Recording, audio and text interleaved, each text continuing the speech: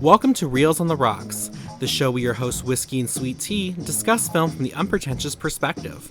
In tonight's episode, we kick off our annual celebration of love, Whiskey and Sweet Tea's Lonely Hearts Club, by discussing the 90s classic, Ghost.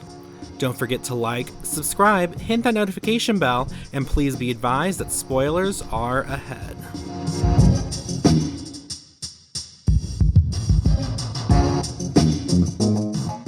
Hello, listeners. Welcome back to our second annual Whiskey and Sweet Tea's Lonely Hearts Club. We are here. Yeah, I know. Despite the name, we do love over here. We're not people who like that guy. I don't know if you've seen that meme on Facebook where he bought like every other seat in a theater in China so that couples couldn't sit together on Valentine's Day. Like, how rude is that? Like, really? You're that bitter? That's insane. That's like incel behavior. That's weird. Wild.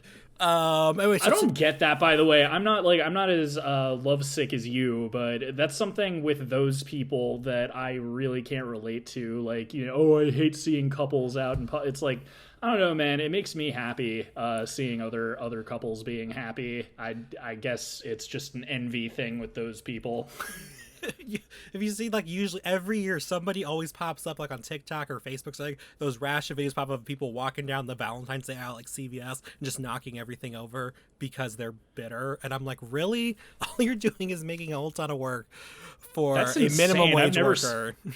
I've actually never seen that at any store I've been to, so that's crazy. I've never actually, wow. And also this year, hopefully if we have it together, I should have a pick for next episode. You're looking forward to my pick. I am looking forward to your pick, and listeners, you should be excited about his pick, even though I haven't seen it yet. But you should be excited. If anyone wants to guess, it's a classic kind of hippie movie that bombed when it came out, but has quite a following nowadays. So if anyone can guess what it is, isn't it like Cocoon? You get a cookie if you guess. I guess we'll send you a cookie in the mail. We'll send you a cookie in the mail. But Whiskey will make it, so there's a 50-50 chance whether or not it'll be good. No, I'm just kidding. He cooks fine. He's good. Partly because our last episode was so long. There's been such a big span of time since we last recorded. It hadn't even been Christmas in our last episode, so it's been like, almost. It's been over a month for sure. But yeah, there's been lots of stuff going on in the entertainment space. Velma sucks. Everyone agrees on that. Yeah. I was just talking to you yesterday about how James Gunn's plan for DC looks pretty interesting. Yeah. The Oscar nominations came out, and somehow I didn't find out until maybe like a day later or something. But it'll probably be out by the time this comes out, but we are going to post our Oscar predictions, and we haven't decided what we're going to do, but I think we're going to kind of have a competition to see who guesses the most correctly. Well, you heard, because I don't know, I haven't even seen your list, but it's not based on what I want to win, it's what I think is going to win. Yeah, see, I usually, to the much irritation of the people I used to work with, we used to do an Oscar pool.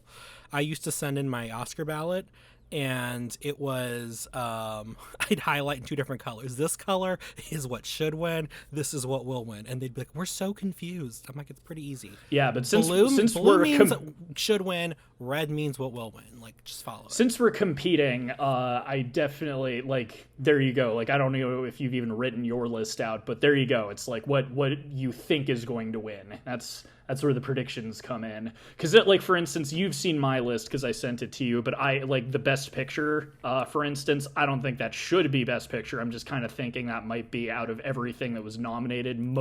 There's a couple. There's also some, for instance, I know you've seen my list, with a lot of the production design stuff, I put down Babylon. It could go to Elvis, too. I could get all of those wrong, because Elvis, that's a thing. Well, what sucks? That's up for Best Picture, but they didn't even nominate the director for Best Director. Hello. That happens to him a lot. I just don't think they like him for whatever reason, because he's lit. He's cool. He makes stunning movies. Did you see Australia? I loved it. We've talked about this outside of the show. I think he's really talented. I don't think... It's kind of like what I say about James Cameron and what I was saying about Avatar 2 a month ago when I saw that. It's the story for me, in my opinion, is not super like interesting or deep.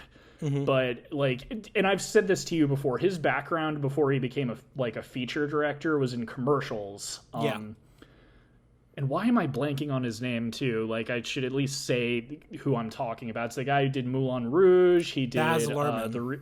Baz Luhrmann, thank you. Australian director, but he started out doing like very high-end commercials for things like Gucci, Versace, and I think that's kind of the strength he has as a director. He's very good at like, showing off opulence. He's very ostentatious with his exactly pieces. And I don't think that necessarily, like, I like Moulin Rouge. Australia's okay. We've talked about this, but like I felt like it was trying too hard to win an Oscar. Like it's like a love story, and then it's a World War II movie for like the last third of it, and then there's also like, I just felt like it was trying, like, and I don't even know, because I know he didn't write it or anything. I don't know if it was like based off of something, but whoever wrote it, I was like, this is trying really hard to win something, because it's a period piece, it's a war movie, there's an indigenous kid in it who's in it for some reason, and anyway, but there's that's definitely commentary on the indigenous people of Australia too, which I think back then was lost on a lot of people, and I feel like it would be more appreciated nowadays. But yeah, so like my point is, if anyone listening looks up our Oscar predictions on Twitter and they notice like I'm giving everything to Babylon, that's just because I kind of feel, especially like with him winning so big with La La Land a few years ago, I kind of feel like the Academy is going to favor that, even though Elvis could win a bunch of those. But those are like the two.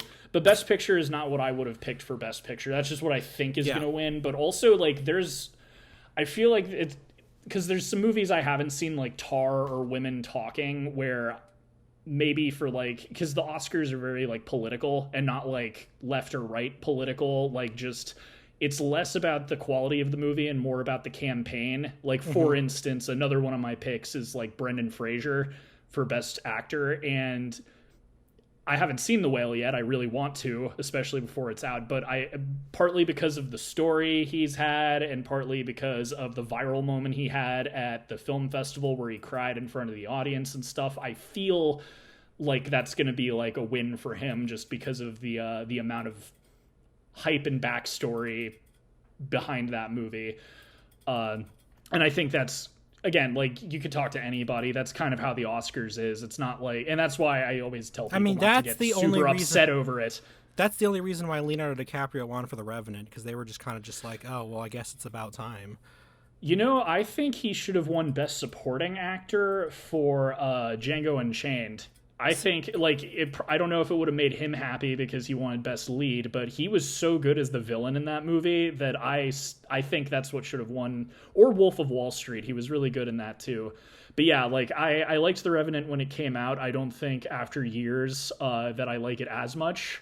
I still think it's a good movie, but yeah, the poor man is vegan, and he ate, like, raw meat.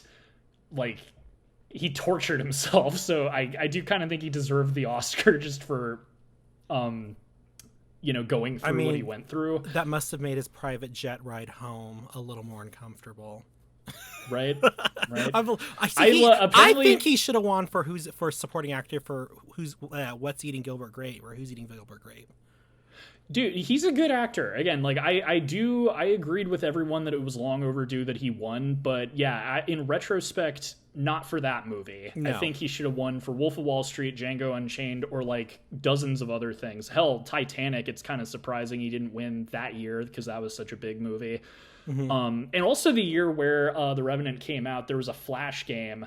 I was interning at a place, and the guy I worked under was like showing it off to everyone in the office, and I wish I could remember what it was called, because I bet it's still out there on the internet, but it was like the funniest thing ever. It was like this Flash game where this 8-bit Leo is like trying to win an Oscar, and you're like doing all these little like quick time events and stuff, and it's goofy. I wish I could remember what it was called, because like I said, I bet it's still around somewhere, but it was really funny. But anyway, what movie... So, for the people who can't read, what are we talking about?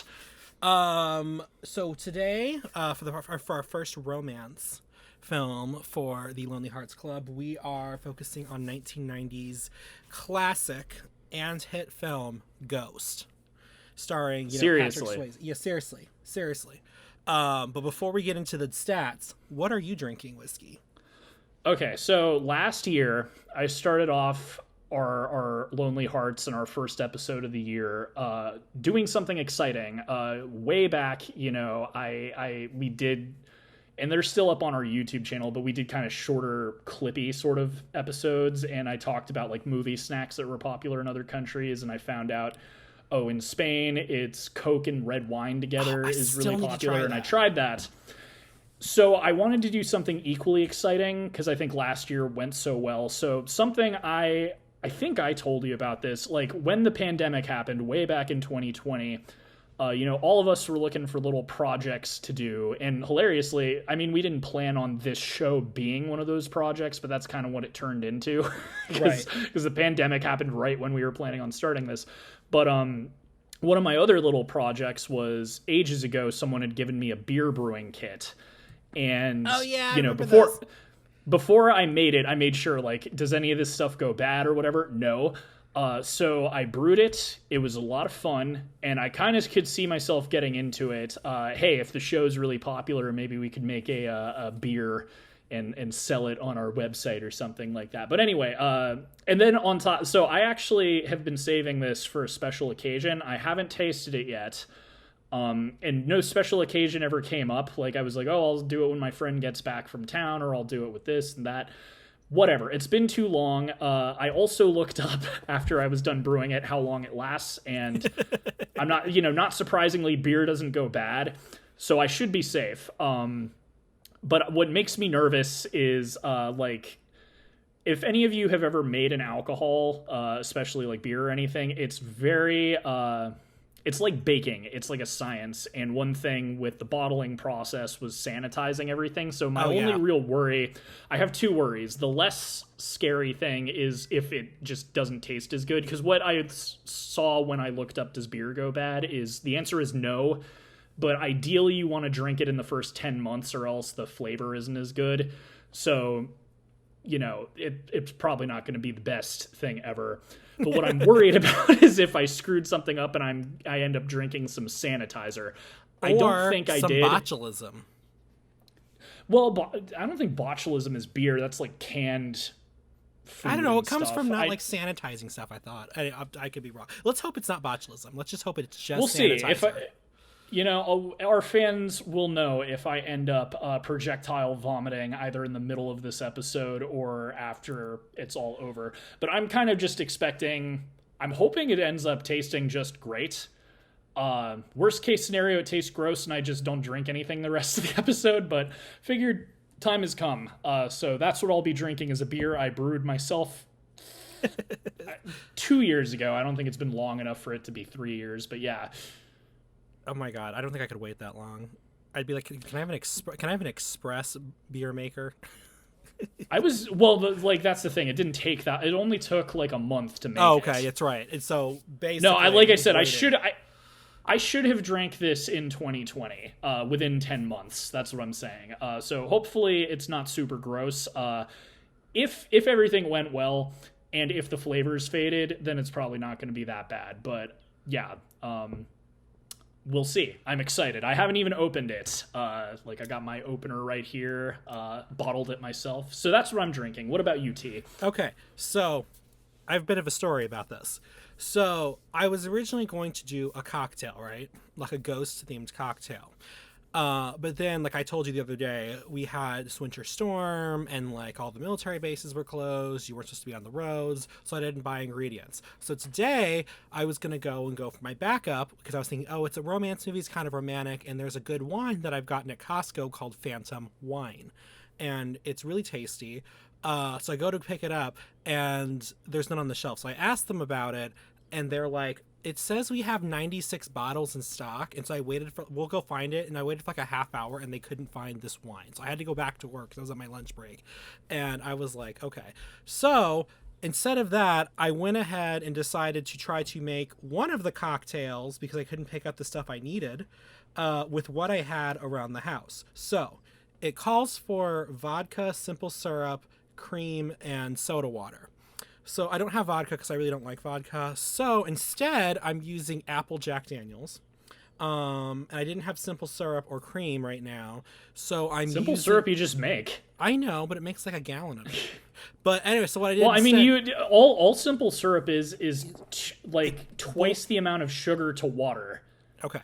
Well, I didn't feel like doing that. Okay. The point is, I don't have it and feel like making it. So instead, because it called for cream and simple syrup, so I just used this hazelnut coffee creamer that I have. That's like a Friends brand. So I use that, and then You might be drinking an abomination, because the mix of apple with hazelnuts, I'm already thinking that is going to not taste great. It gets better. So I didn't have club soda. So instead, I used peach flavored carbonated water. So the moral peach, apple, and hazelnut. You might end up projectile vomiting. Right. So that's what I have, but I feel like it kind of fits into the theme a little bit because your life doesn't always work out like you expect it to and stuff like that. So you have to make do with what happens. So there you go. That's my tie-in. So it's still technically. I thought the moral of the story you were talking about is that we're both gonna die. You well, that too. Horrible flavor in me because of botulism from my botch beer. So this is. You may die, I may just throw up. So this is my version of liquefied ghost cocktail. So, Woo! I guess, cheers. All right, bottoms up. We'll get a good sound of me opening my bottle. Ooh, it smells good. Okay, that's a good sign. It smells like Nutella. I meant my beverage smells good. Oh, well, mine smells like Nutella. This isn't bad. It's not great. But it's not like I thought it was. So it kind of just tastes like, I don't know, like chocolate apple. Like creamy chocolate apple. And then there's like a hint of peach in there. So, yeah. It's kind of like... It's like a candle almost. Mine is fizzing over. Okay. Well, is it fizzing over? It won't stop. Well, that's okay. We'll wash your sheets in the morning. Sheets? Where do you think I record? Okay, finally. Oh my god. I don't think the yeast died in mine. It's still going. It's very yeasty. I'm just picturing just this waterfall of just foam just coming out of this bottle, just all over the place. 1 second, I need to put this in a glass. We might need to give Whiskey a quick minute to clean up his floor.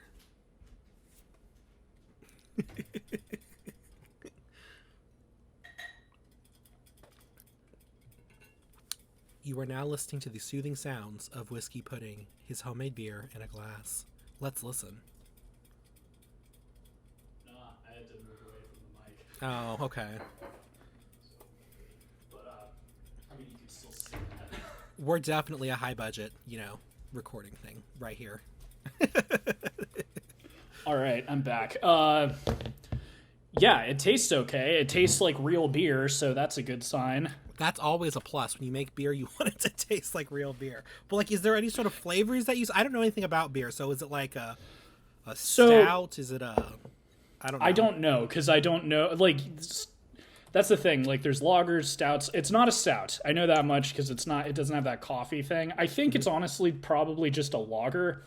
I couldn't talk much when so what happened is I opened the bottle and foam just kept coming out. I didn't get it anywhere. It was coming out slowly. But yeah, even looking at it in the glass, it's like, yeah, so pro tip from Whiskey, the beer is still fine. It tastes perfect. I don't know what that 10 months was talking about. It tastes like a normal beer. Okay, that's good. It's a little bit grainy on the, it's not perfectly clear. Okay. But that's because it's homemade. I didn't strain any, and that's a step you can take. You can strain stuff, but pretty much, so what makes different beers is the ingredients you put in it. So you've got oats that you boil. You have different kinds of yeasts. You do always have to put hops in. I was actually worried this was going to be an IPA when I was brewing it because it smelt like hot. When I was doing the boiling process, right, my apartment just reeked of hops. And I don't like IPAs. Sorry, hipsters. So I was worried it was going to be an IPA, but then after the month of letting it brew and bottling it, when I was bottling it, it just smelled like basic beer. So I was like, okay, I guess you just, no matter what, you need a ton of hops in it. But as far as what I Googled, and it's saying the flavor dies after 10 months, not at all. It tastes perfectly normal. Or maybe it was more flavorful before.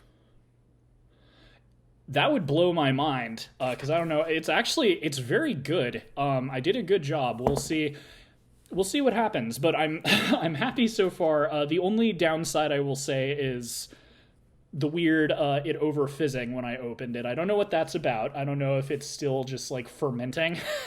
The lack of oxygen would keep it from having the alcohol content go up and up. So I'm safe as far as that goes. Maybe it was just too excited.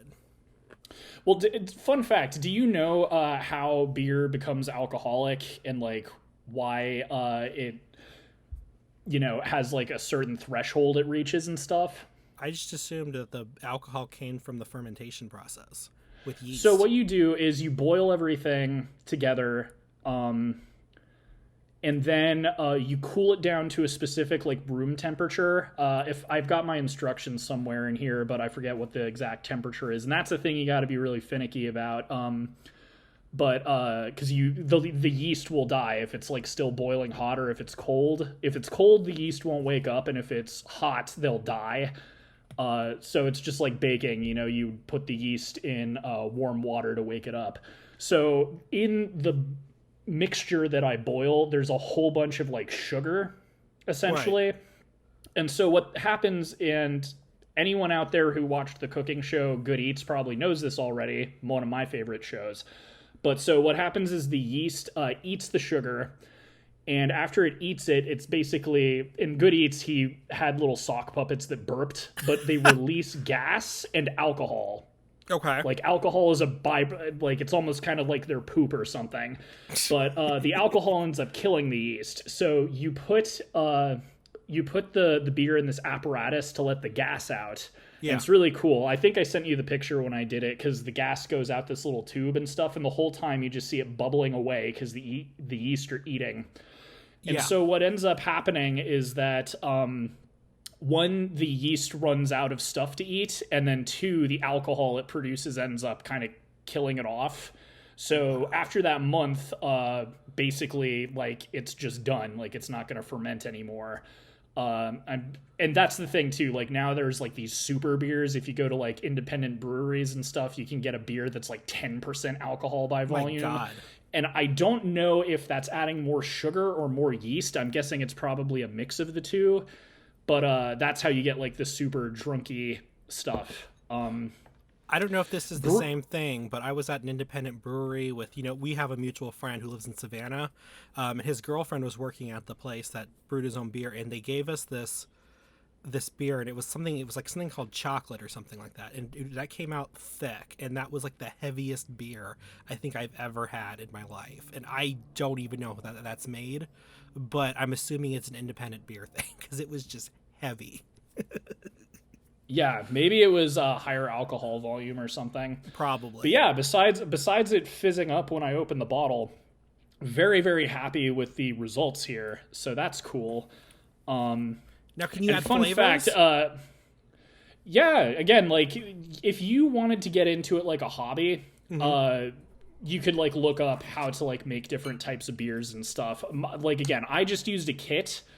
I would definitely use, because I had this like hipstery looking like glass bottle for like the apparatus it was brewing in. They have, in some places, they have like a I don't know what you would call it, but it has like, almost like a thingy that you press down to like let the beer out, which is part of the reason I would get one of those. Is bottling was a pain. It was like the classic siphon thing. Yeah. And it just didn't work. I ended up ladling the beer into a funnel and doing it that way because the siphon just was not cooperating, which is funny because it worked fine when I put it in the glass bottle. But anyway, so that's enough about our drinks. Let's finally talk about the movie. Yes. Okay. So we're talking about the 1990 film classic Ghost. This was directed by Jerry Zucker. This was his first solo direction movie. You might know him from earlier this year when he was one of the directors of Ruthless People. He also did Airplane. Well, that was last year, T. Okay. You know what? I have no response to that. You were right. It was last year. Ruthless People, he did Airplane, with his group that he was with, and he later did First Night, which is one that I know. Music, I always like the music in this. This was interesting to me. It was by a composer named Maurice Jarre. Now, does that sound familiar to you? You're going to tell me what he did, but it's funny that you bring that up because the music... I'll get more into it when we talk about our opinions, but I was really... it had been a long time since I'd seen this, and I forgot just how, melancholy and ambient the soundtrack was. The one song that sticks out in my mind was not composed for the movie. It's the song everyone knows because they parody it and everything. Oh, Unchained Melody. Exactly. But, the actual composed music, I was really surprised at just how, eerie it was. Mm-hmm. So no, the bell is not ringing, but I'm curious what else he did. So he composed and won the Oscar for the score for Lawrence of Arabia. Oh my God, we got Zhivago. We got one of the goats, man. Oh my God, that's kind of crazy too because those scores are so bombastic and this one's really subdued. Right. So that's awesome. I didn't know. There's honestly you're gonna say everything about who's in this and who worked on it, but this is kind of an A team, man. I've got a specific person in mind I want to talk about, but there's so many big names working on this movie. It's not surprising that it was such a big hit when it came out. Right. I mean, especially in the case of Jerry Zucker, where he came from this comedic background, and the first solo project he did was Ghost. It's funny because that was a fun fact in that episode because it's such an offshoot. You would not think the guy who did one of the guys who did Airplane would make this movie. Yeah. Because it's so serious and everything, but it's crazy. There's so many big names on this. Of course, the actors, which I'm sure you're going to list off now. So, the music guy he also did, I pulled a couple of their big projects. He did the music for the Dead Poets Society. He also did it for Gorillas in the Mist. Cinematography was by Adam Greenberg. He did cinematography for the Terminator 1 and 2, Sister Act, and he rejoined Jerry Zucker on First Night. Of course he did Sister Act. Right? Especially because the whole scene with her interacting with nuns. I thought that was hilarious. That's actually crazy that the guy who did the Terminator movies did Sister Act. I did not know that. That's funny. And then, let's see, it was written by Bruce Joel Rubin. And he wrote Deep Impact, The Time Traveler's Wife, the 2009 one, and something else that I can't read because I hate my own handwriting. Well, I'm sure you were going to say this, but he also won an Oscar for this movie for Best Original Screenplay. Yes, I was getting to that. There you go. Okay, so the budget... Oh, not the budget. Let me go to the acting list now. So we have Patrick Swayze as Sam the Ghost. We have Demi Moore as Molly. We have Whoopi Goldberg as Oda Mae. Tony Goldwyn as Carl Burner. Rick Aviles as Willie Lopez.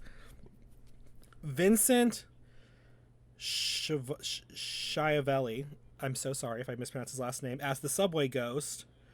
And then we had Stephen, I cannot read what I wrote his last name, as the police sergeant. The only reason I wrote him down is because you will recognize him as Milton from Office Space.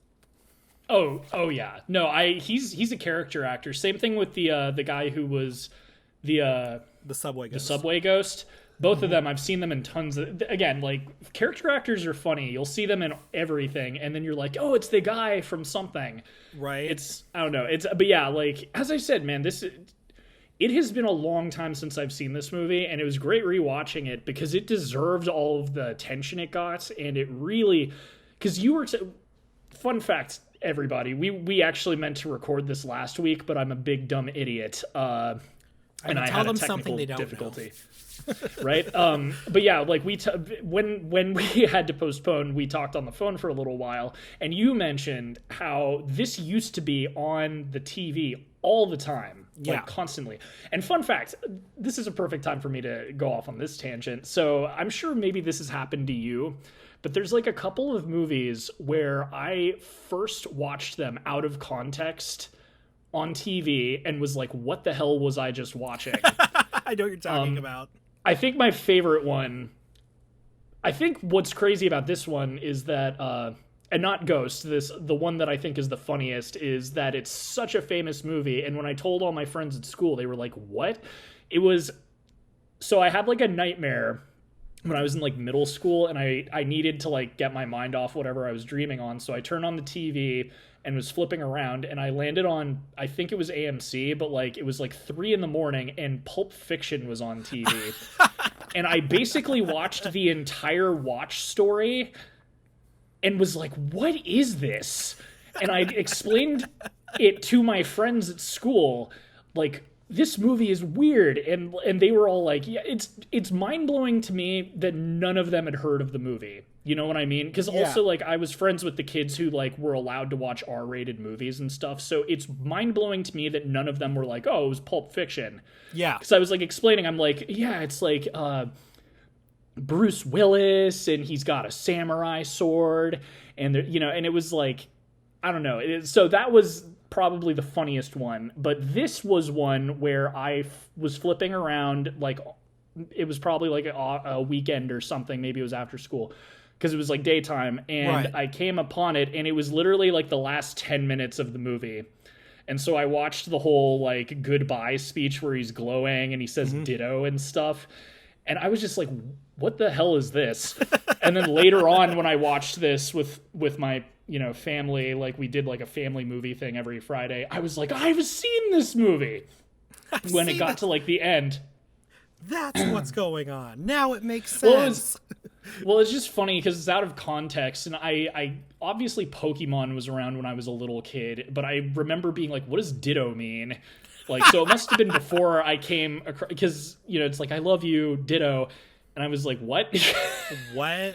And like Whoopi Goldberg was there. I don't know. It was the whole like him going off. Like I missed everything up until that point. I didn't see the bad guy die or anything. It was just him saying goodbye and the credits rolled. And I was just like, what movie was this? And I wonder if that's ever happened to you. I just like, there's like a couple of movies where I saw them out of context on TV and would just be like, what did I just watch? I mean, it's always funny to look back.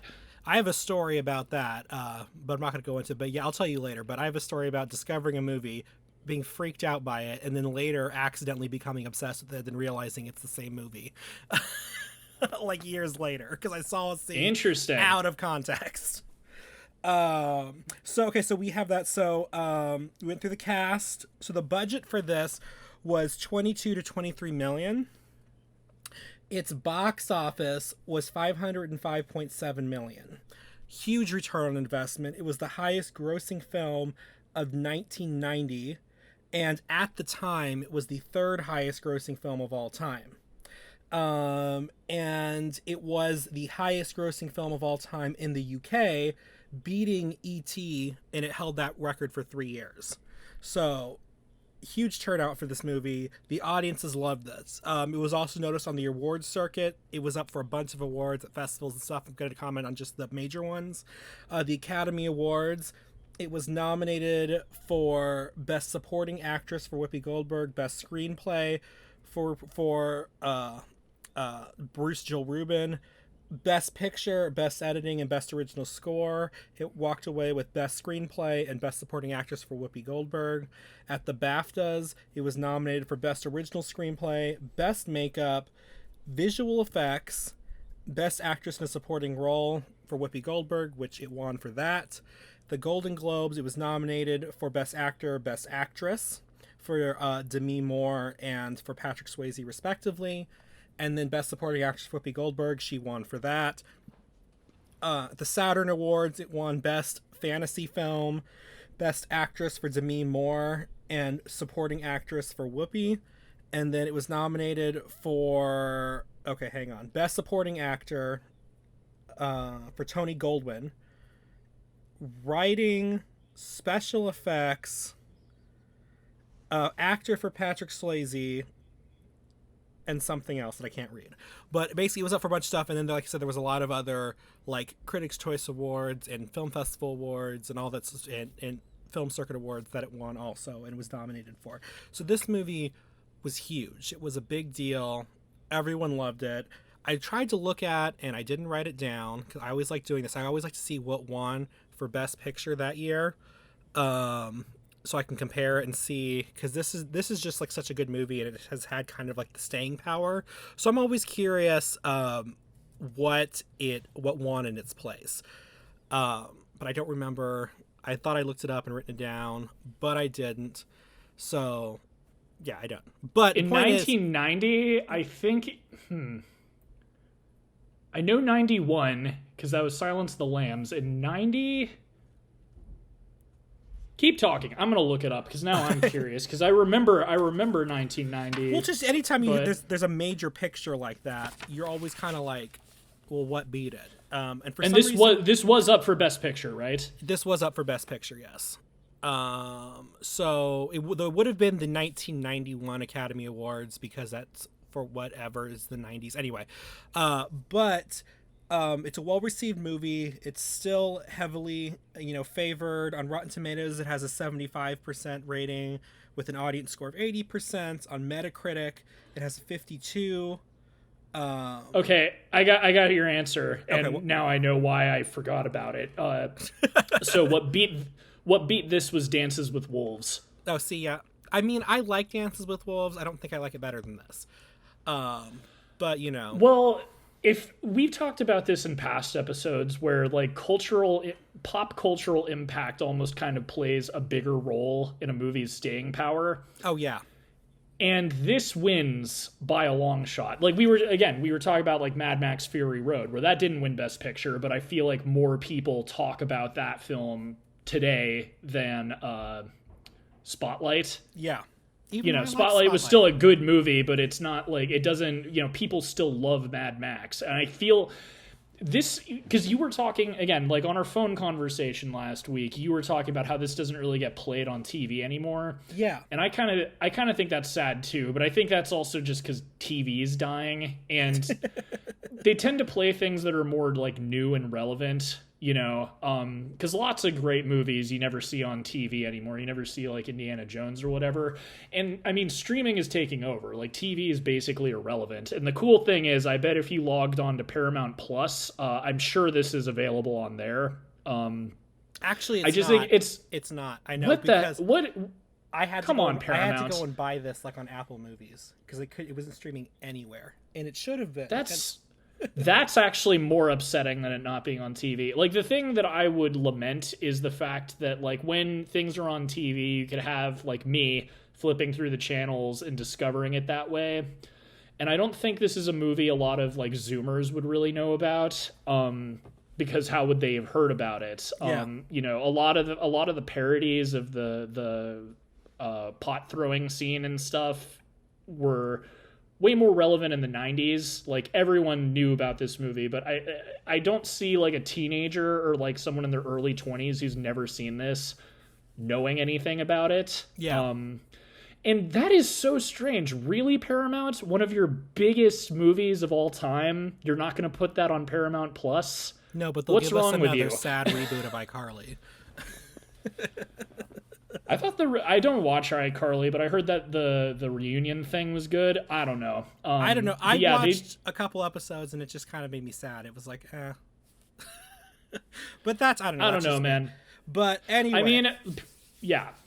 So this has a user score though of 8.3, which it seems like the critics and the audiences are at odds here with this.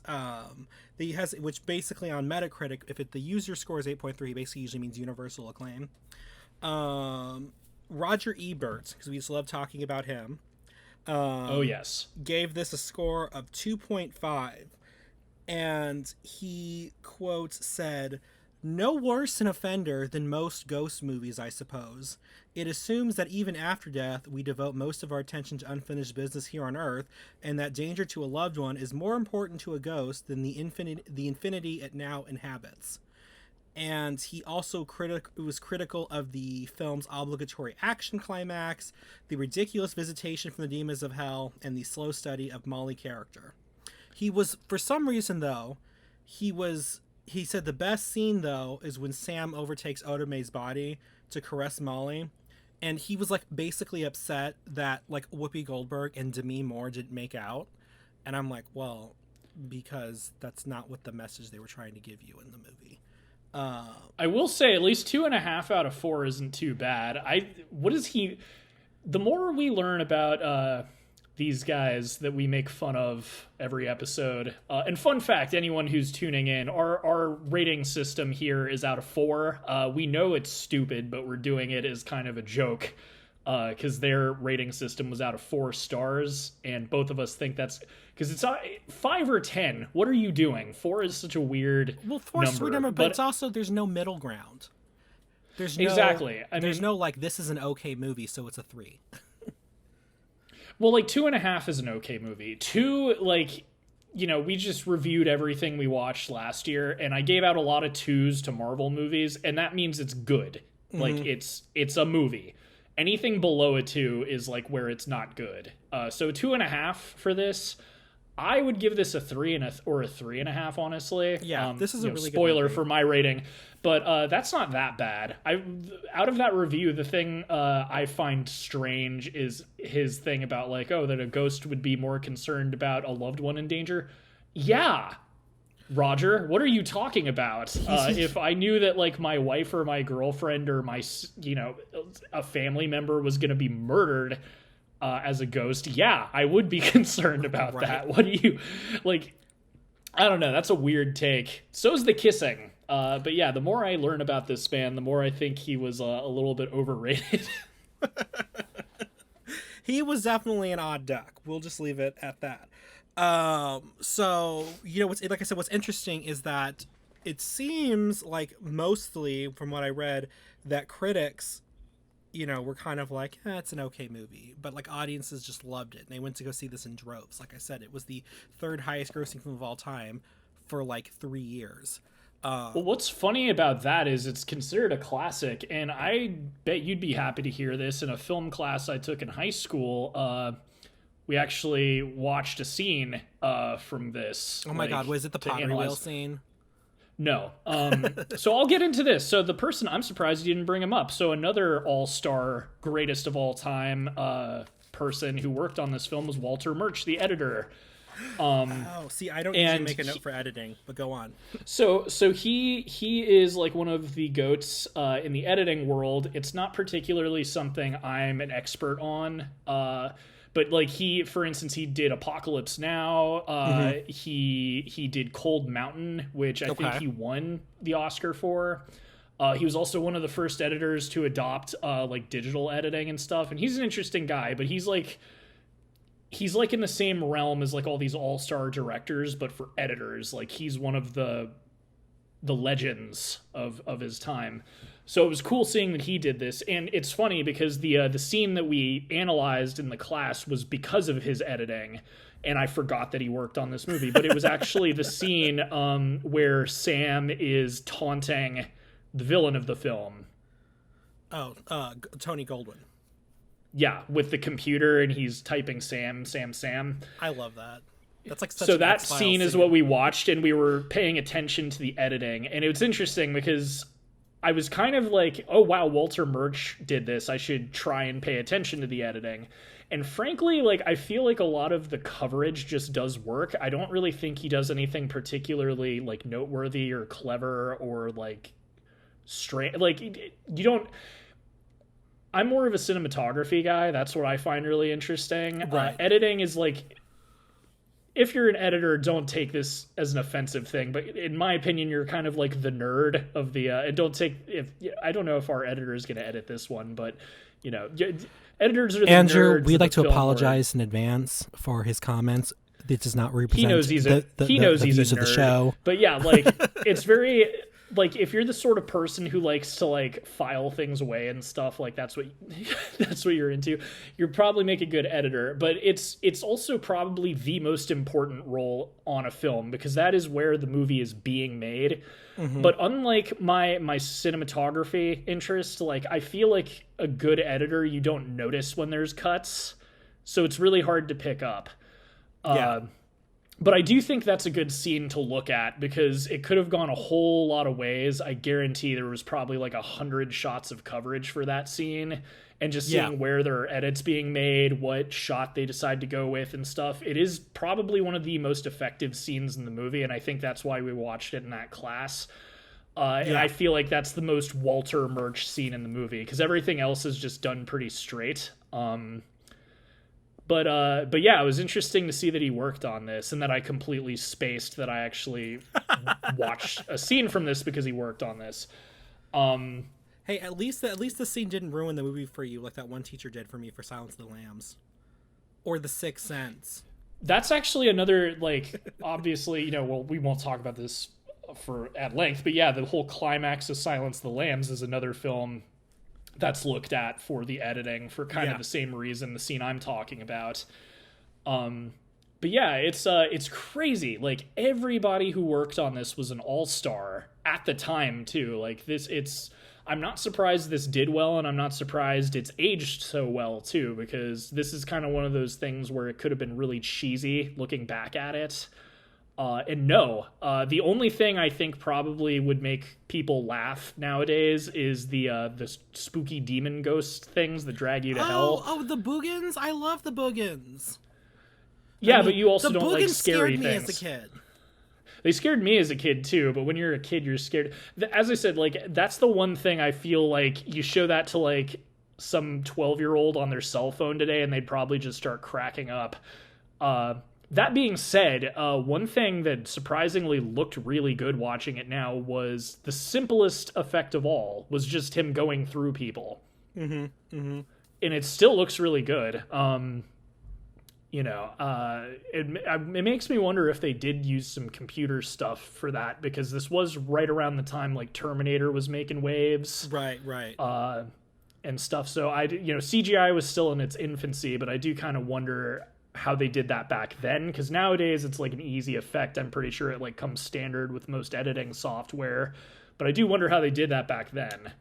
Yeah, and I was trying to look at who did special effects, if there was a company or something, and I couldn't really find like like some sort of company like ILM or anything like that. I did see though, and let me pull it back up, that since it was nominated for Best Visual Effects at the BAFTA, the names listed were Bruce Nicholson, John T. Van Vliet, Richard Edlund, and Laura Buff. So I don't know any of those names. If any of them pop out to you in the world of them. Nah, I'm not sure. No, I think Bruce. No, wait, hang on. I clicked ahead. Bruce Nicholson, he worked on the visual effects for The Empire Strikes Back.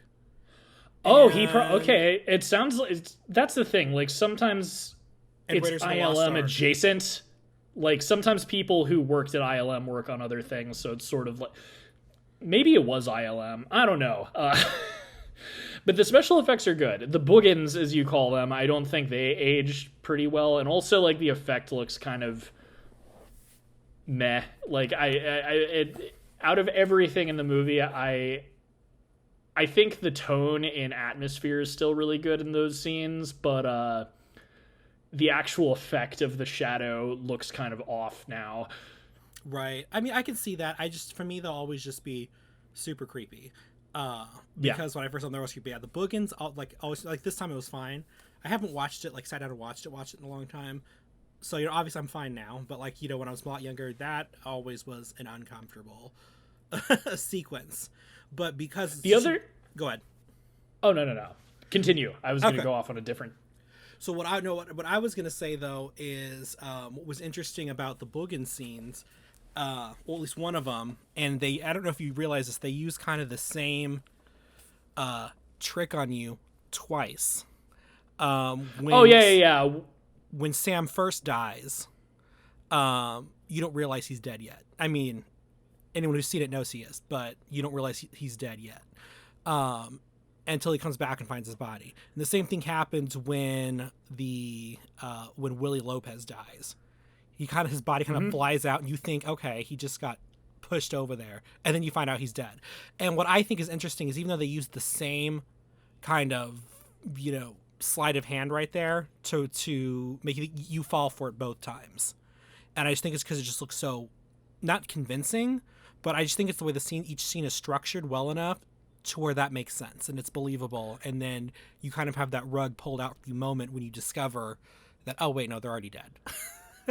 I actually credit a lot of the sleight of hand to Walter Murch in those scenes because I'm thinking back to them now, and it's like for instance, when Sam dies, we see him struggling for the gun.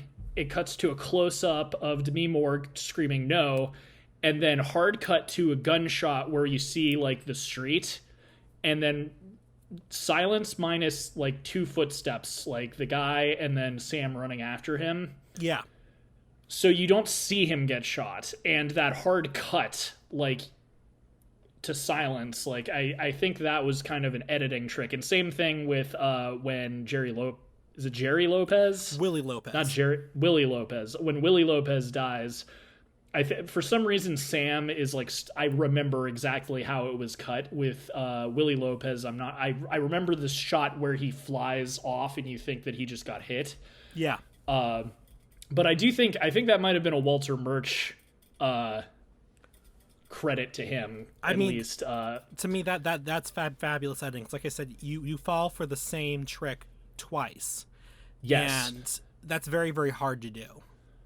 Because, like you said, it has a lot to do with how Murch edited those scenes, and I think that's great for the suspense and everything else in the film. A lot of it has to be credited to him, because I don't know of another film off the top of my head that you can really kind of pull that same thing, like almost exactly, and have people fall for it twice. Usually the second time they do it, it's so, okay, I know what's happening now.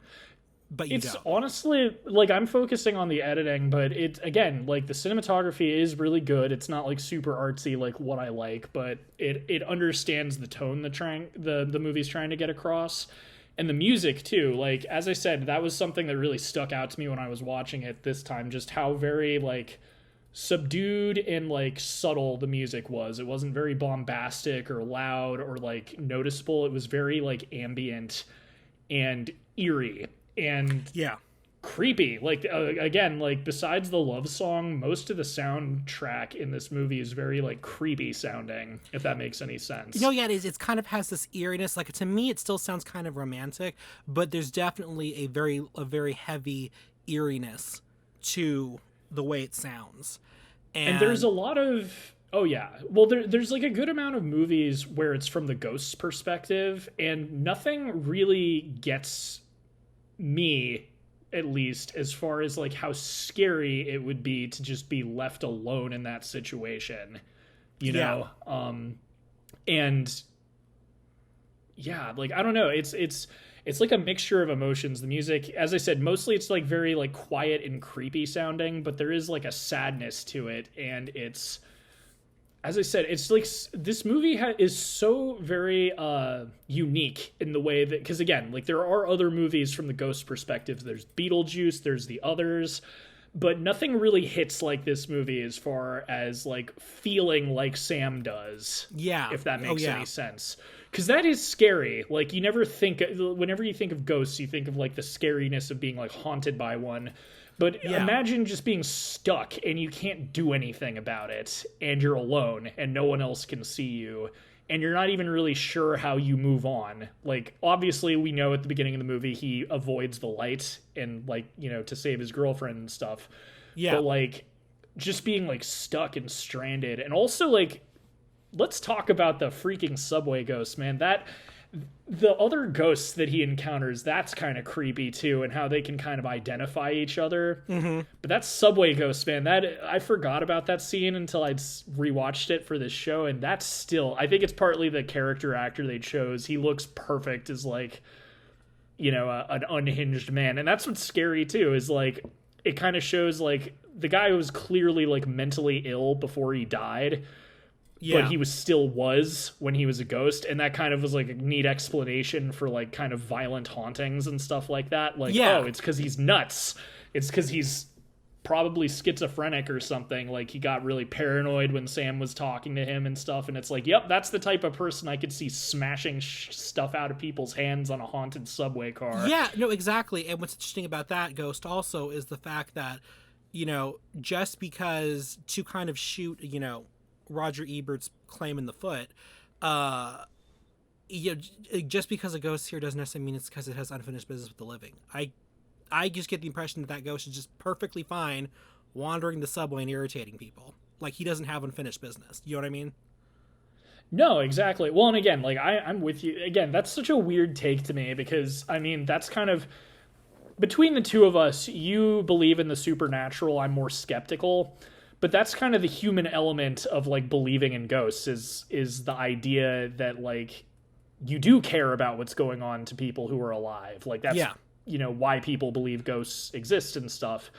And it is, if ghosts are real, if I die and someone in my family or a loved one or something is, like, in crisis, I know it doesn't affect me. I've got better things to do. I should probably be off in the afterlife somewhere, but I care, it's almost like a mask off moment. Like, Ebert, do you not love anybody? Like, do you not care if something happened to your wife? Would you just be like, nope, I'm out?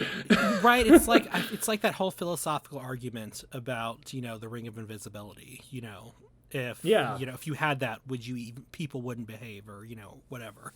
But like you said, is what really makes this interesting to me. This movie in particular is interesting. Is it's a ghost story. It's kind of creepy, only because I think the parts that are creepy only creepy because we find the concept of the supernatural, the unknown, to be unsettling. But despite this being a supernatural being, it's a very human being. It's a very human. I'm trying to figure out the right word to say, but what I'm trying to say. It's humanity focused, if that makes sense. It's very empathetic. Thank you. That's what I'm trying to say. This is a movie for empaths. This is a movie like for empaths. I'm such an empath, guys. You're such an empath. No, but I just feel so hard, everybody. No, but because that's the reason why. Go ahead. Well, so this is like our, the month of love. So, the Lonely Hearts Club, and I've made it very clear I'm not really into like romantic comedies or anything like that, or romance movies. What I do like is romance that is a small part in a greater context of a different story. Mm-hmm. Which is exactly what this is. Like, I'd almost argue this is kind of a lot of things. It's not like a straight romance movie. It's not a straight ghost movie. It's just sort of, it's a story, which is the most important thing in a movie. And that's kind of why I like it. Like, the romances that really get to me are not in romantic movies. And right. I'd almost argue like this isn't exactly like it is a romantic movie, but it also isn't. Like, there's a little bit strictly of crime. Romance. Yeah. Yeah, there's a little bit of supernatural, there's a crime element, there's, it didn't even have to be his girlfriend. It could be his best friend is going to get murdered or something, and it's just, the romance is what I think really made audiences eat it up. I think it's why it killed at the box office, and I mean that. Let's be honest, that pot throwing scene is hot. There's a reason it was parodied. It's, out of context, it's kind of a funny scene, but it's also like, it's, it gets people going. It's a very, the clay scene is, it's a very erotic scene, without it having to be, X-rated. And what's about to happen when you get home from work and your partner has the pot throwing scene from Ghost on the TV. Right? You know what's up. You know what's up. You know what they're thinking. It's Valentine's Day. Let's put on some Ghost. Let's put Ghost on repeat. Well, yeah, and what's interesting about that scene is the way they're able to make, and this kind of goes into that whole category of showing and not telling, where where basically they make a very erotic and romantic scene without it being like a blue scene. Do you know what I mean? Yes. And it does a lot of that by showing very little extra skin or anything like that. And to me, that's very interesting. I almost kind of think that's a lost art. There's another scene, and I forget what exactly is happening in it, but I remember thinking the same thing about there's a scene in Double Indemnity that's very erotic and very sort of, oh yeah, you know, like I know the scene you're talking about. But nothing's happening. Like, even in that scene, there's nothing like, you know, sexual really happening. But the way it's shot, filmed, people acting, you get the point and you get the feels. And I kind of feel like that's sort of a lost art. I'm not calling for censorship or anything. No, I agree with you. I think in the 80s and 90s especially, like, there was this great, like, it's funny, we reviewed Terminator 2, but the sex scene in Terminator 1 is chef's kiss. It's just like this one, like we were talking about the pot throwing scene, but even like what happens after. You keep calling it the pot throwing scene. She's making a clay pot. She's not throwing it. Well, that's what you do. You throw pottery. That's what that is when you're. No, I feel stupid. I'm sorry. T learned something. We'll see if that gets edited out of the episode. But no, but so what happens after the sex scene following it too? Like there was this era in the 80s and 90s where it was so sensual and there was no full frontal nudity or anything. And I'm no prude. I don't really care if you want that HBO experience in your movies, but it is kind of a shame because you don't really see it anymore. It's either there's nothing in the movie, because like I'm thinking of like popular PG-13 movies now, and it's like Marvel movies, which are essentially sexless.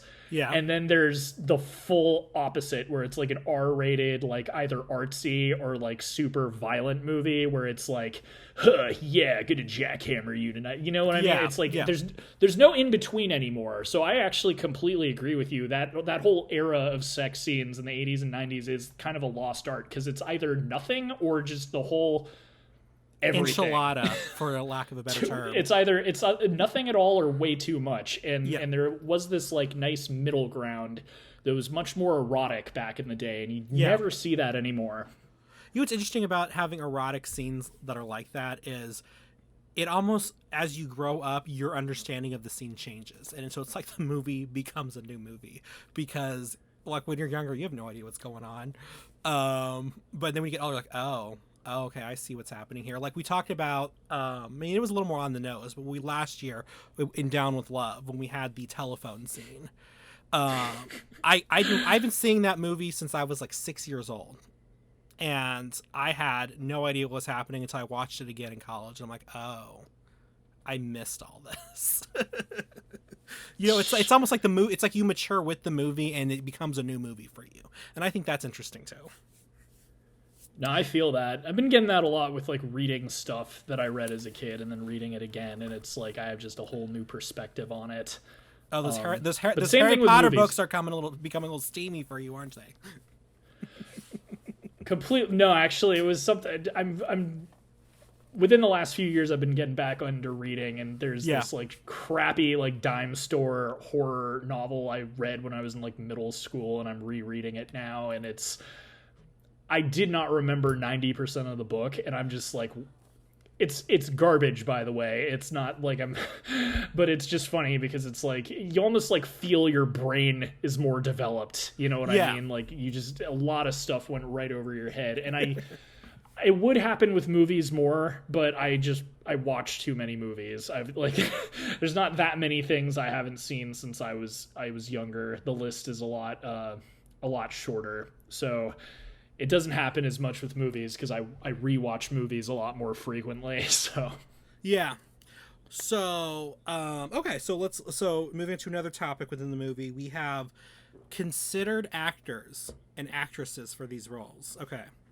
So see if you could see any of these actors or actresses in these roles. Okay, so for the part of Sam, Harrison Ford was considered, which I could see. I've seen him as a romantic lead before. These days they'd cast Chris Pratt. Oh, God, no. Harrison Ford would have been neat. Because I don't know if you saw him in the Sabrina remake, but he can play a romantic hero. And he also has kind of that gentleness to him that Patrick Swayze does. Michael J. Fox, which I can only really ever see him in like Back to the Future.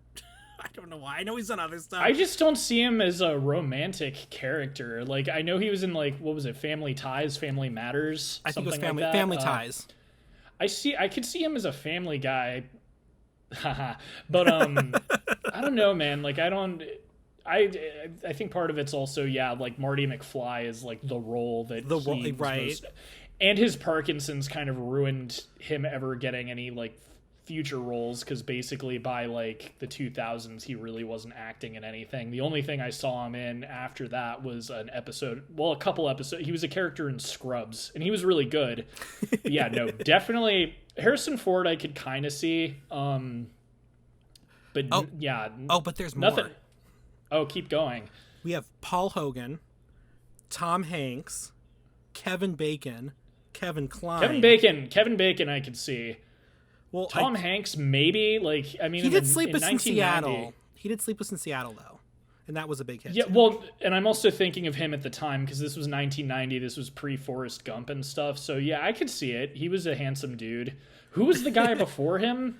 I did not. Paul recognize Hogan. that name. I actually did not recognize that name either. And I have no idea who that even is. Well, I'm gonna keep reading some more names if you want to double check who that is. Yeah. Keep going. Okay, so we had Kevin Kline, Alec Baldwin. Ew. Well, I mean, actually, you know what's funny about that is I brought up Beetlejuice. He was the lead in that. That is true, but he was kind of more of a he wasn't really like a romantic. He was kind of just like a bland man. I don't know. No, he was like more of sensual and stuff. No, I'm with you on that. I'm sure he would disagree, but no, I don't really see him. I'm looking at Paul Hogan, and hell no. Oh, there you go. It's Crocodile Dundee. Yeah, no. No. Exactly. No. Tom Cruise, which I hate to admit it. That would work perfectly fine. I just don't like Tom Cruise. No, that's why I begrudgingly. That's the thing. Like, I don't like him as a person, but I hate to admit it, he's good, man. Like, you know, he's still got a good career. He's good in the Mission Impossible movies. I didn't see Top Gun, but you know, he's good in that. Like, as I said, I don't like him as a person, but as an actor in specific realms of characters, he's good at what he does. And I have to admit, in 1990, yeah, I think he would have worked well. And then the last one, Bruce Willis, which I could see. Yeah. I could see. I mean, Although, from Moonlighting days, I could see it. Thing is, like, he was already kind of middle, because that was also like right after Die Hard, and yeah. The thing is, he was like already kind of middle-aged, so that's the only iffy thing about him. Well, he actually spoke on it. He says he regrets turning it down. He called himself a knucklehead. But he's not wrong, but he said he didn't understand the script, which I'm like, really? It wasn't a hard script. I'm not saying that the movie's bad, but I'm saying it wasn't a hard script to follow. What do you mean he didn't understand the script? It's pretty straightforward. Well, like, on the subject of Patrick Swayze, I never really watched. This was probably the only movie I watched as a kid where he was in it. Mm-hmm. But as I've gotten older, you know, I had a girlfriend who really liked Dirty Dancing. Oh, that's and a great movie. It is. I've seen him in a lot of stuff, and then North and South, which I sent you and you watched out of order. Yeah. Well, that's because the person who you bought it from put it out of order. I went with the first disc, and it was like the third disc or something. Anyway, that's funny. But yeah, he is really underrated as an actor. Oh, yeah, like, it is a shame he passed so early, because I think he would have won a few Oscars by now. The man was multi-talented. He was a triple threat. He could sing, dance, and act. And I think, especially if he were still alive today, at some point he probably would have won some awards, because he was really good. And I think, you know, like I mentioned, a couple actors I think would have worked in this, but I don't really think he can replace him in this movie. Like, you know, as I said, like if he hadn't been cast, I think there were some other casting choices that would have been fine. But when I think of like quintessential Patrick Swayze movies, this is definitely one of them. And same thing with Demi Moore. And that's coming from someone, I don't think she's that great of an actress. Mm-hmm. But she was awesome in this. And I mean, Also, that haircut she had, like, she was kind of iconic in this movie. Oh yeah, that haircut. Yeah, the haircut became a kind of, I think, like a sensation. There was even an episode of Friends about that haircut. One of the characters It's iconic. She's trying to get her haircut like her, and Phoebe cuts her hair to look like Dudley Moore instead of Demi Moore. But like, yeah, but if you speaking of Patrick Swayze, yeah, he is to me he's an iconic actor. He was I agree with you. He was not. He was underappreciated in his time. But if you want a sort of fun movie to watch of him, it's kind of totally different. It's called To Wong Fu. Thanks for Everything, Julie Newmar. And you're canceled. No. Oh my god. No, it's a fabulous. It's a I'm joking. I'm joking because the title sounds like something that would get you hated on Twitter. I mean, that's a challenge. Tweet the title, the beginning of the title of that movie, and see what happens. No, but it's a hilarious. Yeah, movie. I mean, Patrick Swayze is a drag queen, along with Wesley Snipes. Oh my god. You need to watch. I guarantee. Whenever we upload this episode, I guarantee that there's going to be a spike in people watching that. And I'll be one of them because that sounds wild. And Whoopi Goldberg winning the Oscar for this. So producers didn't want her in this role. They were not excited about her. Who did they Patrick want? Swayze had to really push them and advocate for her because he was a friend of hers to get her to get the role. So the other people that auditioned for this role was Tina Turner, and that would have been interesting. And Oprah Winfrey. I can't see Oprah Winfrey. I mean, in that role. Here's the thing. Here's the thing with why it worked so well, and like I wouldn't say Whoopi Goldberg is like one of my favorite actresses, but she's very funny. She has excellent comic timing, and I would say that is, you know, outside of this, her other biggest role is in Star Trek. Mm-hmm. But I really think like her strength is in comedy, and I think that's part of the reason, because that a lot of people, I would say she is everyone's favorite character in this movie. Oh yeah. I certainly know that she was when I saw this when I was like 10 or 11 or whenever I watched this. But yeah, like I think that's part of the reason it worked. Tina Turner, maybe. Oprah Winfrey, I don't think she's very funny. I don't know if she can be very funny. Like Oprah Winfrey, she can act, but she's usually in like just dramatic roles, like The Color Purple. Well, and that's the thing too. Like with Oprah Winfrey, wasn't she in The Color Purple? Yeah, that's what I was saying. Yeah, she was in The Color Purple, but she's done some acting, and she's just done, as far as I know, from the top of my head, just dramatic roles. Yeah, no, and that's the thing. Like, I don't think she's not talented. I just don't think she's... Again, this role is supposed to be... Or maybe it wasn't. Who knows? Maybe the script was really different and Whoopi just ran with it a certain way. Yeah. But what makes it work is that she's a shyster. Like, she's a huckster. She's scamming people. And then she gets scammed. And it's funny. And also just the way, like, because she's from kind of a rough part of the city... And so she's much more like street smart, and she talks a different way when she's not putting on an act and stuff. And like the whole scene where they go to the bank, it's just genius. I love that. It's so good, and I did that, and that's why I don't think you could replace her. Again, Tina Turner would be interesting, but yeah, Oprah. No offense to her, I think she's a fine actress, but I just don't think she's very funny. Yeah, it's not the role for one of my favorite lines in this movie. Is you can't come out and just tell people that. And she was she Molly, you're in danger, girl. I love that. Yes, that is a great line. And that delivery is hilarious because she's like, you can't come right out and say it, and then she comes right out and says it, but like in a funnier way, and it's just so funny. That's another excellent. That's like a great scene to put on. Like I was talking about Walter Murch's editing. If you want to see a good acting scene, that scene is. Just her and Swayze, like whenever they're interacting, it's so perfect. She's so good at I guess you'd call it like multitasking. Yeah. Because she's talking to someone while someone's talking to her. Yeah. And it was just perfect. Like I really, as I said, like she's a standout. I think she definitely deserved to win the Oscar. Mm-hmm. And out of everybody, I really think she's irreplaceable in the role. Oh, most definitely. Although I would also argue Patrick Swayze was irreplaceable in the role. in his role too, For because sure. I just don't think there of the people they considered. I think there would have been some okay choices, but I don't think any of them could really kind of really mix the. It's almost like the protectiveness and the fierce protection, along with being kind of the softy for Molly as well, because I think that was kind of just him as a person, and I think he pulled that off very well. Because, like you said, there's some other people that would have been okay, but I don't think any of them would have been that good.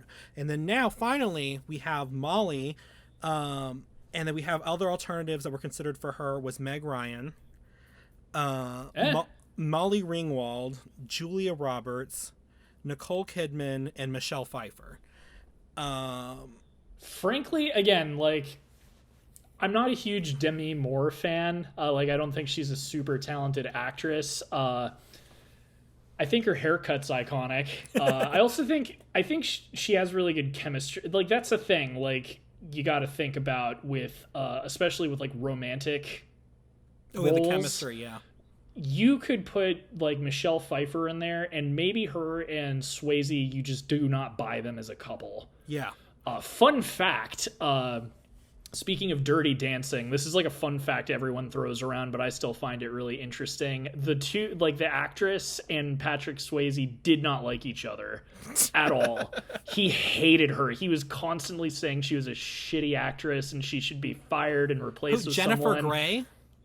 Yeah. Oh my God. He hated her. He hated her. He did not think that she should be on the movie. And it's wild because, you know, that movie, everyone thinks of it as like, oh my God, they're so good together. And I do kind of think they got good chemistry. But there you go, man. Like, that's what I mean. Like, so Demi Moore, like, as much as I think any of the actresses you just listed off would have been equally good in the role, who knows if they could pull off that haircut. But also who knows if they would have been believable as, like, his girlfriend, you know? I mean, I'm sure of the ones listed, to me, the iconic thing with Molly is she has this tearful look that Demi Moore does, that is like perfect. Like when you're like at the end when you're watching her watch him go into the afterlife, and it's just like her eyes are just perfectly wet, and you just want to cry with her. Yeah, her crying face is very puppy dog, and it works really well. It's perfect. It shimmers in the light perfect. It's perfect. And the only two people I could see that I like on this list pulling that off very well is Nicole Kidman and Michelle Pfeiffer. Of the ones listed, to me, those would do the best job at that. But that's just my opinion. The one I really want to go to like another dimension where it happened, Molly Ringwald would be really interesting. That's one I would want. I don't know if it would work. I'm not saying she would have done a great job. I just, out of everyone you listed, that's the one where I'd like to go to that reality where that's who got cast, because that would have been interesting. I just love there's a scene on The Nanny when she asks somebody why they have a sourpuss expression, and then she says, you know, it's that kind of face that kept Molly Ringwald from having a career as an adult. I'm like, that's so mean. But okay, so we talked about the actors, we talked about the film, we talked about the scenes. So this movie, as we said, does have a legacy. So the inspiration, though, that the writer said he got to write this piece was the line from Hamilton, "Avenge my death" or something like that. That was his. That was like his. That was his inspiration. Is what he says. That's what inspiration was. So the legacy. So in 2011, it was adapted into a stage musical with the same writer. So he wrote the book and music for, or the lyrics at least, for the production. And it was not like well received. It wasn't like poorly received. It was kind of just like, eh. So it's, you know, it's not around anymore, but they did adapt it into a stage play. They did discuss at one point developing it into a series. But it never really made it past the pilot stage. I'm assuming the series would have been Sam's character going around helping people.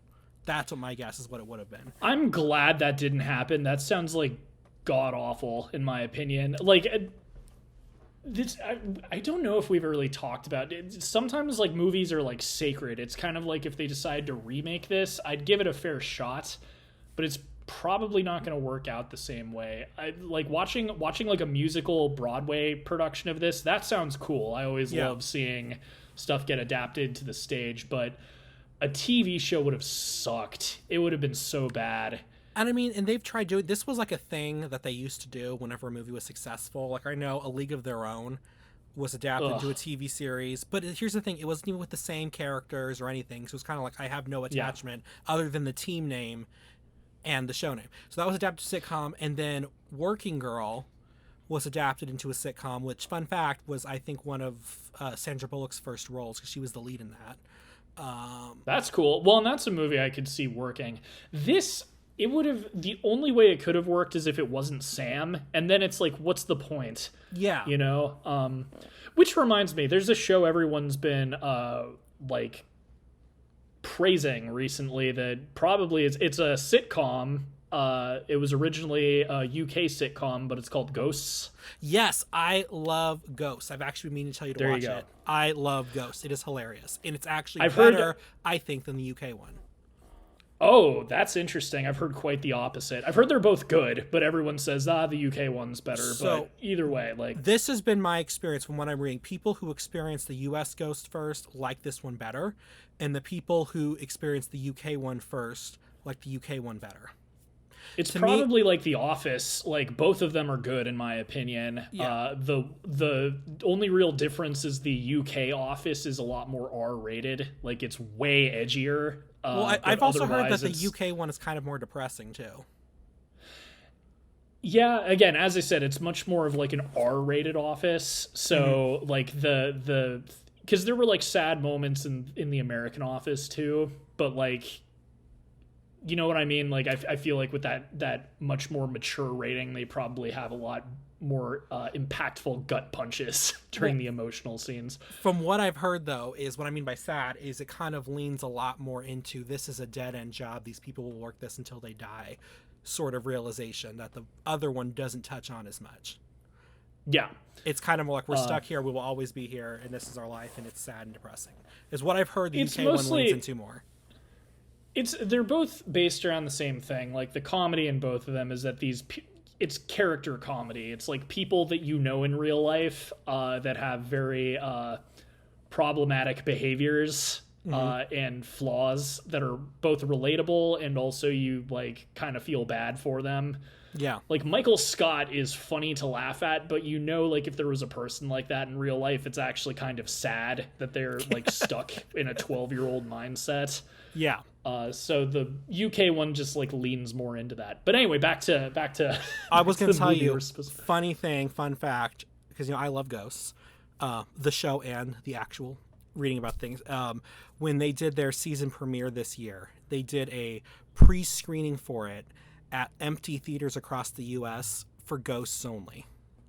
And what, like, they did one in Seattle, they did one in Savannah, and I think they did two in the US. And they did actually show the show to empty theaters, and it was for guests only.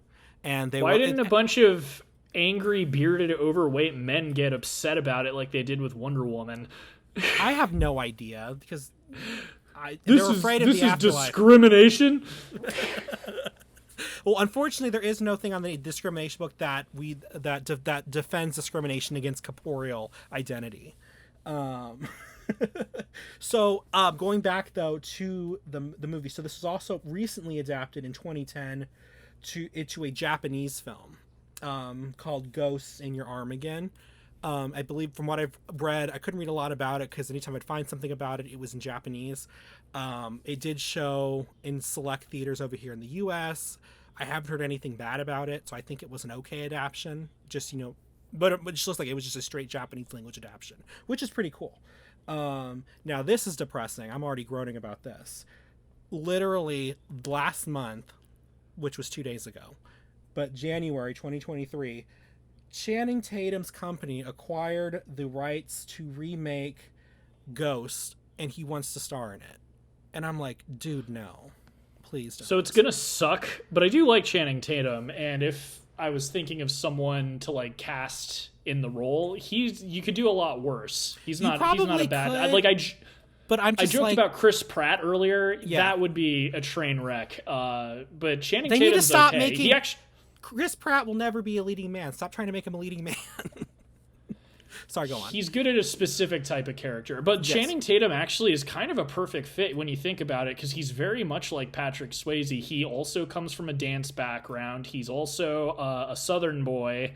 He's also got comedic like it's freaky. That's almost, watch it actually be good. I'm saying it's probably gonna suck, but if he remakes it and stars in it, that'd be cool if he did a good job. Like, what if it ends up being a good movie? Well, this is my thing. I guess I have never been super impressed with really anything Channing Tatum does, because I guess anything I've only seen him in, he's kind of just the hot guy that's there. So I really haven't seen like him. For me, I've never really seen Magic him. Mike. Okay. You haven't seen him in 21 Jump Street. And he's just the hot guy. That's like his thing. He's the hot guy. 21 Jump Street, I feel like that's selling him a bit short. He's pretty funny in that. He's got a good sense of humor about himself and about how he is really talented. I wouldn't say he's ever blown me away in a role, but he's better than you think he is. Okay, I'll say that much. Okay. And again, it's like Patrick Swayze, I'm sure people kind of said that about him in like the 80s and 90s, because all he was ever in was stuff where he was like the hot guy dancing around or beating people up, or fighting. But that's kind of why I think that's a perfect casting decision, because he's about the same age now, and again, his background is strangely very similar to Patrick Swayze's. Like I said, they're both like brought up in dance. They're both like, he's from Louisiana, Swayze was from Texas. That's crazy. I'm gonna be. Who knows when it'll come out, but I'll keep my eyes open for that. I'm going to be open-minded to it. I'll be open-minded to it. So like I said, from what I've seen him in, I haven't been super impressed with Channing Tatum, and I do feel like this role does require some emotional depth, which I haven't seen. But like I said, I haven't seen what you've seen, so I'm prepared to be surprised. But it's very interesting what you brought up about them having very similar backgrounds. So we will see what happens. They said, and I don't understand this, they said that they're going to modernize it a little bit to get rid of some of the problematic elements. I don't know what they're talking about. I wouldn't classify this movie as problematic. So I'm guessing what they're going to do is they're going to make, it's got to be Whoopi Goldberg. That's what I think they're talking about, because I could see someone today being like, that role's racist. Even though I'm pretty sure that she signed off on everything. I poke fun at the anti-woke people a lot on this show because they deserve it. But there is an argument to be made that people are a little sensitive today as well. So that's odd, because I'm with you. I don't know what they could be talking about, but my guess is that someone in a boardroom somewhere thinks that, this is a racist caricature of what a black woman would be, even though I'm pretty sure she had some creative control over what she was doing in the movie. Yeah, I think I actually think, especially with the fact they were considering Oprah Winfrey for the role, I think it may have been a more dramatic role at first, and she added some of the more comedy to it, which I think is one of the things that makes her role such a standout and makes this movie as special as it was. So I'm curious to see about that. The thing about remakes is they'll never replace the original, but they can be good in their own way, and that's what I'll hope happens. But with what you just said, I'm kind of now I'm less interested, because it makes, I don't know, man. As I said, like I feel like some people these days are a little too sensitive, and it just sort of turns everything into vanilla.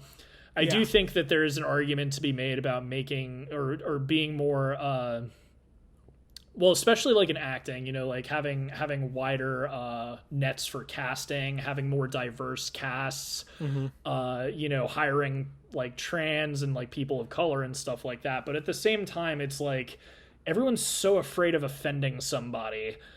And I'm sorry, but no matter what you do, you're going to it comes back to Velma. I made a joke about it at the beginning of this episode, but this is what happens, man. Velma also was like super socially conscious about a bunch of stuff, and what happened? Everyone hates it on both sides of the political spectrum. Yeah, it was successful in the fact that it united the left and the right into hating something simultaneously. I'm sorry, there is no universe where you can produce something and it's not gonna and everyone's gonna like it. Like in the corporate world, that's what you want, but it's impossible. It is impossible. You go to like the most like respected cake shop, you know, and order like the fanciest cake. Someone's gonna hate it because they don't like vanilla. Yeah. It's the way the world is. So that's a little concerning. But let's hope for the best and hope that it's going to be good.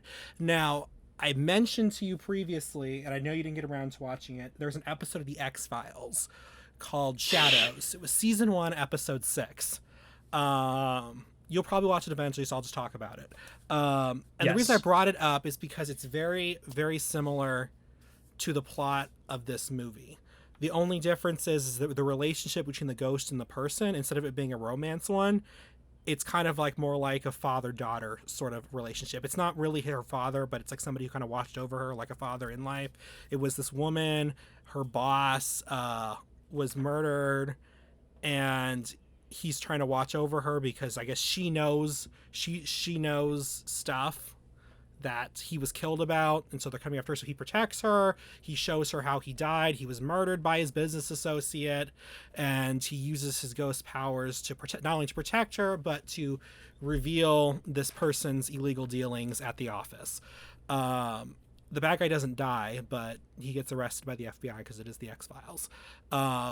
It's a pretty fun episode. It was kind of I think it was no, it's not what I think it is, but it's a pretty fun episode. I still think you should watch it because it's cool.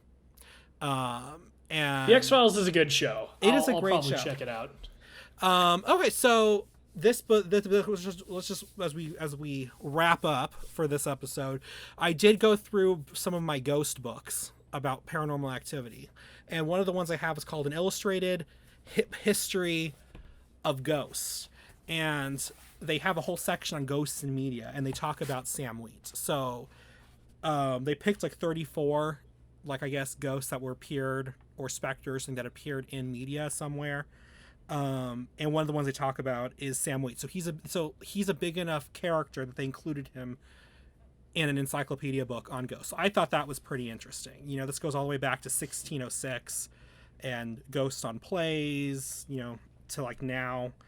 They even have Edmund O'Hara from The Haunting of Bly Manor, which I think is the most recent one in here.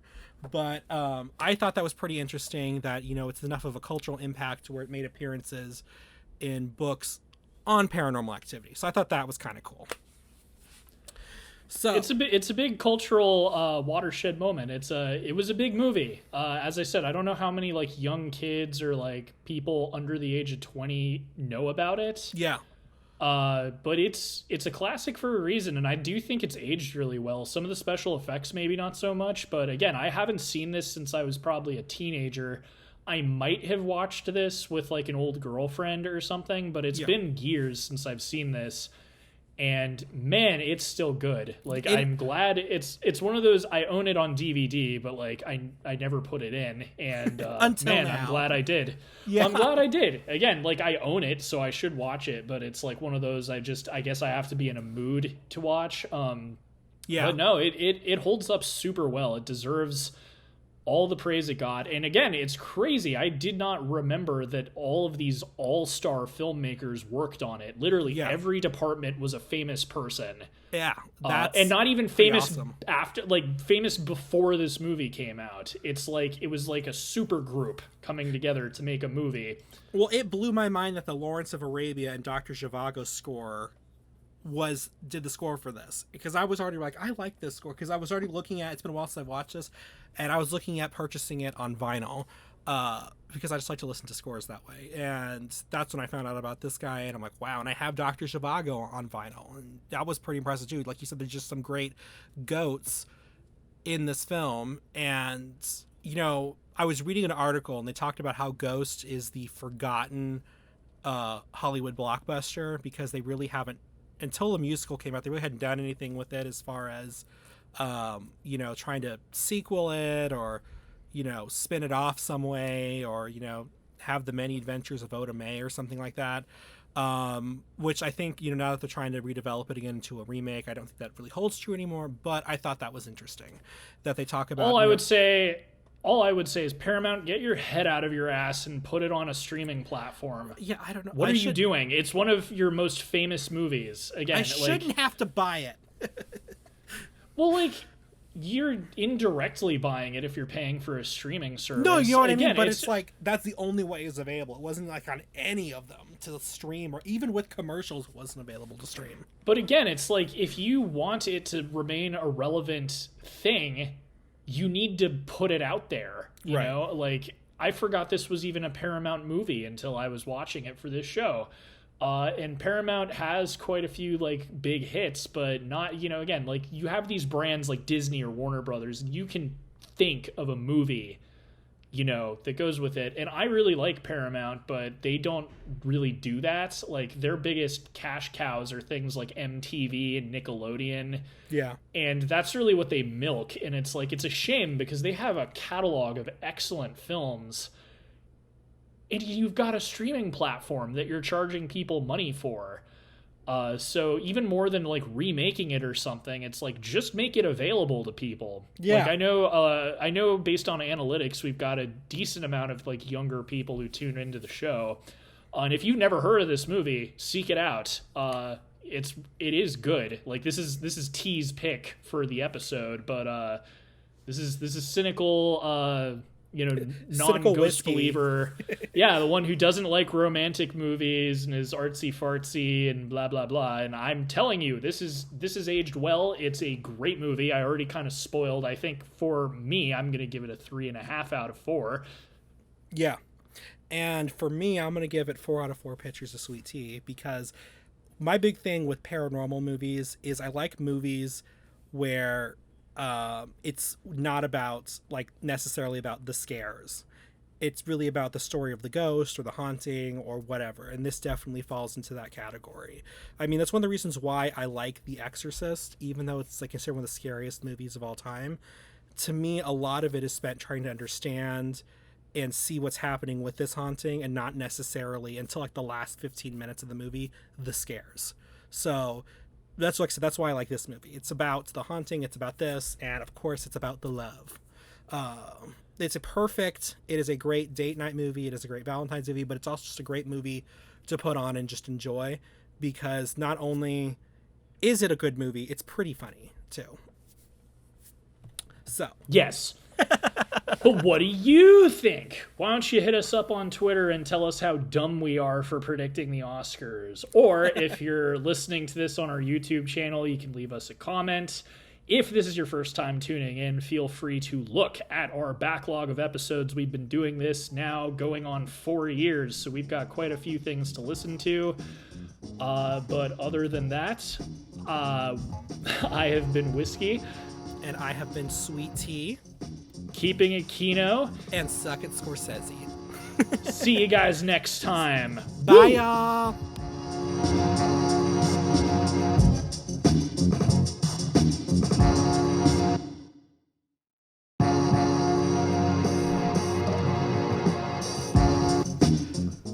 Reels on the Rocks is a production of La Prince Laboratories. It is edited and produced by Alejandro Castillo, and features original artwork by Asa Esparza and original music by Pat Mars. Follow us on Twitter at Reels on the Rocks, and tweet at us with any movies or topics you'd like us to discuss in the future.